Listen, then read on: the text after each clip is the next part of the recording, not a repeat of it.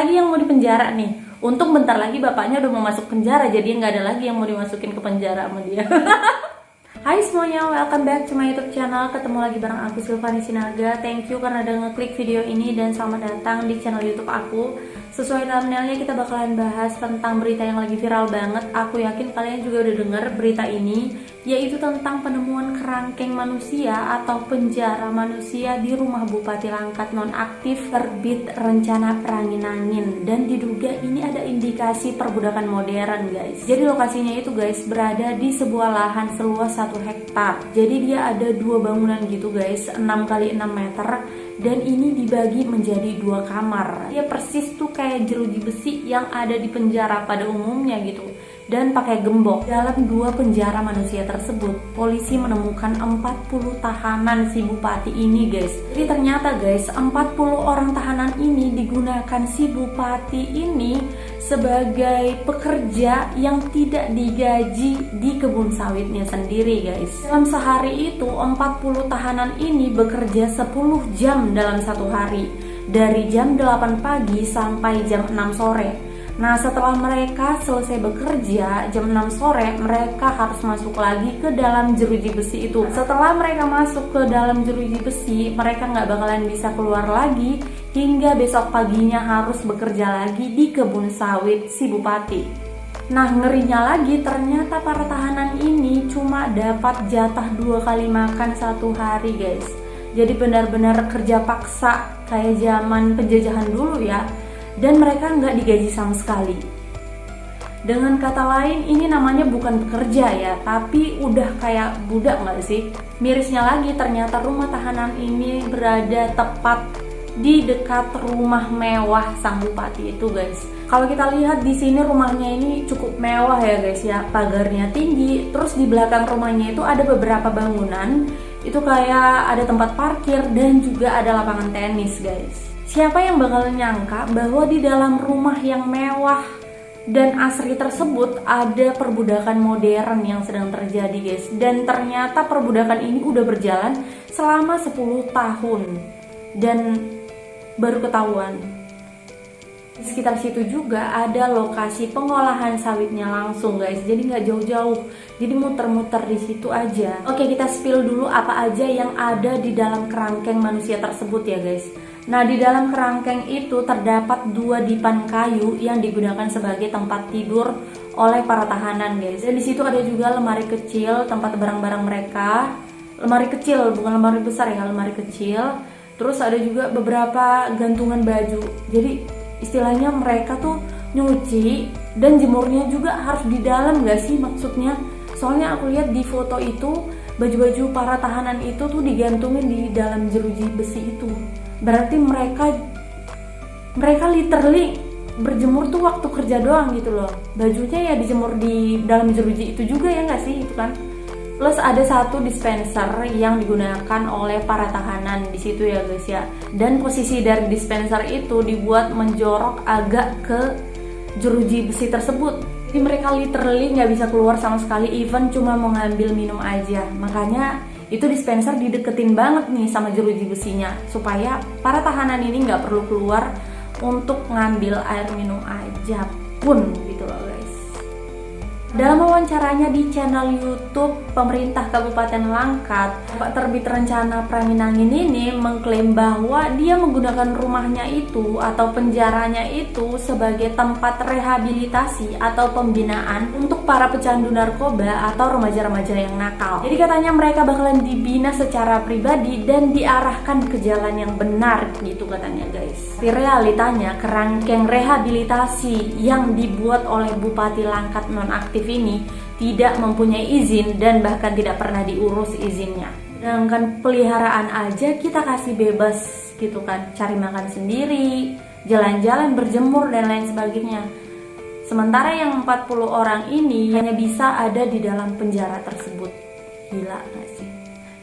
Kebayang gak sih, guys, kita ada di posisi mereka? Kayak ya ampun, kita enak-enak tiktokan, nonton YouTube dan lain sebagainya, ternyata ada 40 orang yang jangankan main handphone, nongkrong dan lain sebagainya, cabut rumput aja di depan sambil nyanyi, dia nggak bisa, cok. Ngeri banget. Dan mereka makan cuma 2 kali sehari, while kita bahkan kadang makan lebih dari 3 kali sehari, nggak sih? Gila nggak sih, cok? Gila ya. Sedangkan hewan peliharaan kita aja kita kasih makan tuh banyak supaya kenyang, jangan sampai dia kelaparan, karena kalau kelaparan bisa stres gitu kan. Ini gimana lagi manusia? Udahlah dikasih makan 2 kali sehari dan tidak layak pula. Udah gitu nggak pernah digaji, berarti apalah beli jajan pun nggak pernah ya kan? Iya, jangan kalau jajan dulu keluarnya nggak pernah. Ternyata yang menjadi pengasuh, pensuplai makanan para tahanan itu adalah istri dari bapak terbit rencana perangin angin. Itu istrinya sendiri. Berarti mereka emang sama-sama jauh gitu, sama-sama. Ya maksudnya kalau pasangan kita ada agak miring gitu loh, kita ya lurusin gitu. Kalau dia belok ya kita lurusin, jangan ikut-ikutan belok atau lebih mencong lagi zigzag lu. Berarti nih suami istri saling mendukung ke jalan yang salah gitu loh guys. Ya ampun, pertama kali aku dengar berita ini, aku baca berita ini kayak sedih banget gak sih? Ya ampun, ngeri lah cok, ngeri lah. Apalagi sebenarnya keluarganya orang situ gitu loh, kenapa diam aja gitu loh. Tapi ini ada fakta menarik sekaligus aneh ya. Pernyataan dari pihak kepolisian bilang bahwa yang mengantarkan para tahanan itu sendiri adalah orang tua mereka sendiri, dan mereka sudah menandatangani surat pernyataan yang diberikan oleh pihak si bupati ini. Jadi isi surat pernyataan itu adalah 1. Rehabilitasi, yang kedua dibina, ketiga dididik selama 1,5 tahun. Dibina dididik gimana ceritanya? Dibina dididik kagak dikasih makan, kagak dikasih gaji. Malah pada saat penggerebekan itu terjadi, ada 1 tahanan yang ternyata udah babak belur, kayaknya habis dihajar karena melawan gitu guys. Dan ada 1 info yang bikin ternganga lagi nih guys. Aku baru aja dapat info dari Instagram bahwa ada ditemukan orang utan di rumah bupati tersebut dan 7 hewan yang dilindungi dan udah berhasil dievakuasi dari kediaman bupati tersebut. Maksudnya konsepnya bagaimana nih? Bupati nih mau bikin segalanya ada di rumahnya kayaknya ya, mau bikin kebun binatang juga di rumahnya ya. Gak ngerti ya kan guys, tapi kok bisa ya selama ini dia bebas dan aman gitu dari kepolisian gitu. Secara kalau misalnya binatang yang dilindungi pasti langsung ketahuan dong ya nggak sih, ya kan? Kenapa ya kok bisa bebas dari kepolisian ya? Gila nggak sih? Rumahnya itu kayak lengkap banget, ada manusia yang dipenjara, ada hewan-hewan yang dilindungi yang dipenjara. Nah bentar lagi apalagi yang mau dipenjara nih? Untung bentar lagi bapaknya udah mau masuk penjara, jadi nggak ada lagi yang mau dimasukin ke penjara sama dia. Oh no. Oke guys, sampai sini aja videoku kali ini, daripada aku makin panjang lebar ngomong gitu ya guys ya, karena rada panas juga nih badan sama kepala mikirin. Maksudnya nih bupati tingkahnya rada aneh nggak sih? Kayak aneh aja. Sebenarnya dia tertangkap karena kasus suap kemarin ya, korupsi. Tapi ternyata semua hal yang disimpannya rapat-rapat di dalam rumahnya terbongkar semuanya.